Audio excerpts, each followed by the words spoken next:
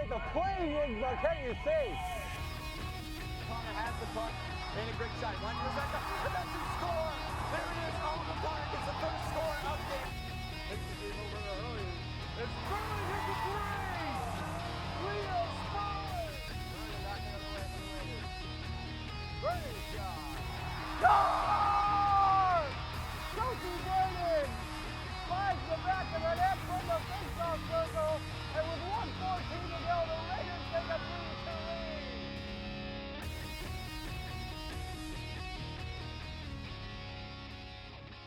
And welcome back to an all-new Black-Red Blitz. As always, I'm your host, Rebecca Cahn. Well, it's all about the boys' teams in this episode as Raiders basketball gets ready to tip off against Dedham here on Friday night. Coming off a huge win at Brookline behind Ryan Murray's game-high 30 points, the Raiders as a team netted 17 three-pointers. Murray just dominated from downtown as well, sinking a fantastic 10 three-pointers. But as a team, would that hot streak continue against these struggling Marauders?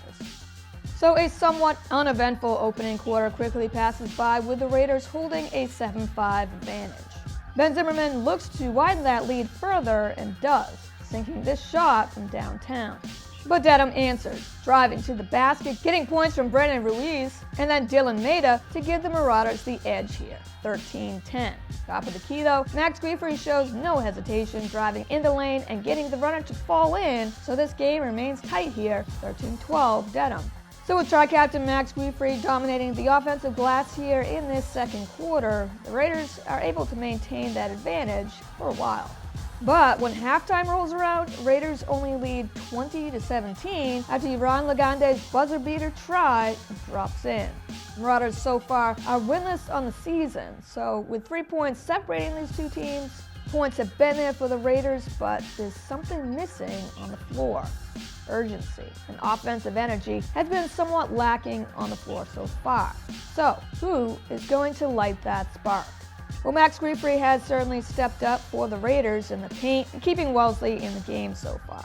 But in this game-changing third, Captain Will Jackowitz single-handedly lights up this Raiders offense. Jackowitz pushes this 24-21 edge up even more as he rains down this tray to push the lead back up to 6. And that leads up to this play. Raiders in transition, Jack Wazell fires a pass ahead to Will Jackowitz. Jackowitz brings down a thunderous jam. Timeout Dedham, as that is the perfect time for a Jackowitz jam. Now, you can feel the energy in this building, that's for sure. Now, up by 10. So great passing here by Colin Blasco. Finds Jack Wazell open in the lane for the basket and one. Wellesley just cannot be stopped in this quarter. Well, Jackowitz isn't done yet and gets 2 more points in transition.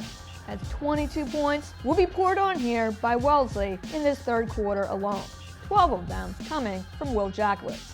Raiders continue their offensive team dominance here in the fourth as well, with Ryan Murray draining the money shot from downtown. Colin Blasco switching it up, draining it from the opposite corner very next play, and it's a commanding 50-29 lead. Ryan Murray can be such a threat from the three-point arc, just as Brookline. And in this final frame, Murray might as well buy real estate in this left corner, because in only a minute 20-second span, Wellesley goes right back to Murray 3 times in a row.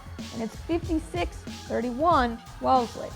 What a difference of 2 halves for sure, as this Raiders offense would be lights out in this third and fourth quarter, scorching Dedham's defense, scoring 43 points in this second half. So in a game that appeared to be close early on, instead it would be a blowout in the end, as the Raiders run away with this one as Wellesley crushes Dedham by the final 63-38.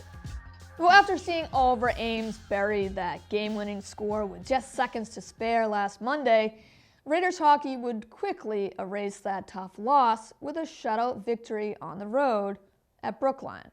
Now looking for their second win in a row, the Raiders will be back home here at Babson on Saturday night, ready to clash in a Bay State Conference match with the Dedham Marauders. So yeah, well, the majority, including myself, were probably thinking more about a GOAT wearing number 12 on this NFL playoff Saturday night, it would be a great night for hockey in Wellesley instead. So checking in on the action late in this opening period, Wellesley on the power play get that man-up advantage and strike fast. Tommy Lieberman kicks it out to Ryan Keeter. Keeter's centering pass gets buried by Zach Doughty, who snipes it far side post so fast, just enough for the ref to signal goal. Wellesley's pumped, already up 1-0. Well, Dedham, on the other hand, especially their head coach Dan Lynch, is beyond upset at the call. It is what it is, which is a Raiders score and a 1-goal edge over the Marauders. After 3 minutes or so had passed, though, Dedham gets their revenge on this breakaway play. Jack Roslemek loses puck control, but Nick McCurry finds it and fires on net. Rebound, just living on the doorstep, gets buried by captain Jake Moulton for the equalizer. And that 1-1 tie would remain that way until deep into the third period. Until it changes here for good by way of the Raiders. Defensive zone face-off, puck kicks out to Chris Amato. Amato's shot from the point gets blocked out by Joey Simmering. Simmering keeps possession, has got an extra step and more. Rutherford knows it's coming and still can't stop Joey Simmering's clutch go-ahead score. And it's 2-1 Wellesley. Don't get used to that 2-1 edge, as just 23 seconds later, it's Michael Simmering's turn. You gotta love these Simmering twins. 2 game changers on the same line. Joey Simmering passes behind net to Ryan Keeter, Keeter to Michael Simmering, who goes backhand for the one-timer score, and in just a matter of seconds, a game that was locked in at 1-1 now stands as a 3-1 Wellesley lead late in its final frame. And that third goal would be even more key as captain Jack Moulton speeds past the neutral zone past Liam Morgan, digs around Jack Hughes, and from the circle finds the back of the net. And with 2:37 to go, it's now 1 goal that is the difference here. 3-2 Wellesley, and what a game. Now, make that what a period. Good news for Raiders, though, as they hold on for this hard-fought win. Michael Simmering's goal would end up being the game winner here, as Wellesley outlasts Dedham 3-2. So back to basketball as we fast forward to Tuesday night, with the boys would look to stay atop the Horde division. But still keeping it in the Bay State Conference, the Raiders would tip off against their Carey Division opponent, the Braintree Wamps. So as we jump ahead to the second quarter, Ryan Murray drains a 3 here to make it 16-13 Wellesley. And it would continue to be a tight quarter here thanks to Braintree's Nicholas Timberlake, who off this Raider turnover banks in the fast break layup, give the edge back to the Wamps, 17-16. But after trading points here, a much-needed trade by Ben Zimmerman gets Wellesley back up 21-19. Providing that spark off the bench, again, Ben Zimmerman goes with a stutter step, mixes in the crossover, and buries the fadeaway. A sweet backdoor pass in the paint to Aiden Conboy gives Wamps the 1-point edge heading into halftime, 25-24 Braintree. Wellesley looks for anything in this third quarter that will spark their offense, as yet neither Wamps or Raiders can find or hold a big lead here that would help either one pull away. Will Jackowitz would look to help out that cause, though, going with the up and under, gets fouled and a shot at the charity line. But Aiden Conboy answers right back as his 3 swishes home. And this is the kind of game that you just know is going to go down to the wire here, tied at 28 even. Well, in Raiders' last game, we got to see a sweet dunk. This time, though, the Wamps would return the favor, as Nicholas Timberlake lays down this fast break jam to hold a 32-31 edge. Well, so far in this game, no one on either side has been happy with the officiating of this game. And so with Raiders leading 36-34, and this non-call takes the cake. Ben Zimmerman drives to the rim, falls down awkwardly, slamming his head on the floor. It's a nasty hit, even nastier sound. The player is clearly hurt. Stop play. Blow the whistle. Do something. As Zimmerman would be down for some time, but hopefully is all right as he's able to slowly walk back to the bench. But adding insult to injury, again, those points counted to help Wamps tie it back up at 36-36. Then Nicholas Timberlake beats the buzzer, burying it from downtown, giving Braintree the momentum here heading into the final quarter with a 39-36 advantage. So as Timberlake continues to be that go-to guy for Braintree in this fourth, down by 6, Brian Murray off the screen to have a wide open lane to the basket to cut it to 44-40. And with Ben Zimmerman's night definitely done, Max Wilrich is clutch off the bench as he fights his way inside the paint, gets fouled and won, and now only 1 point separates these two teams.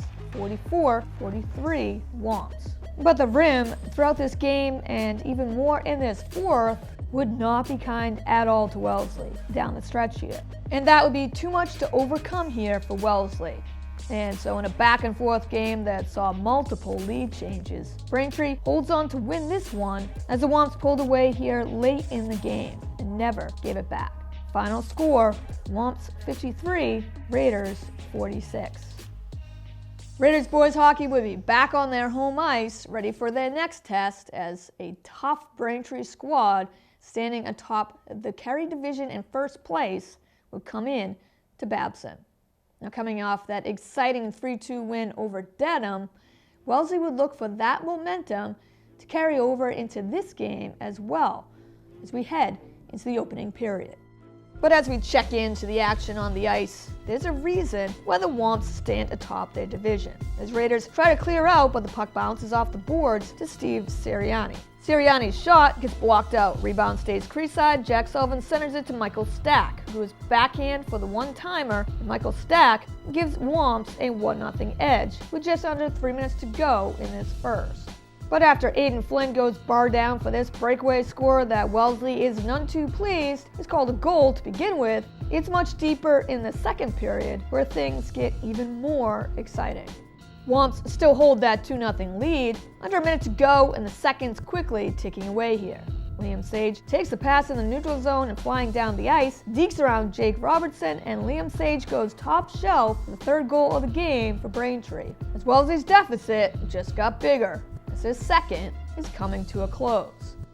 Again, remember this is still under a minute to go in this second, because there's more. Defensive zone face-off, 12.9 seconds on the clock. Winning the draw, Joey Simmering controls the puck again, centers it to Michael Simmering. And yes, we've seen this all before, we'll keep seeing it again. Joey Simmering fires stick side for the top shelf score. 2.9 seconds remain now in this second. Try to write up a better play than that in 10 seconds. Swamps 3, Raiders 1.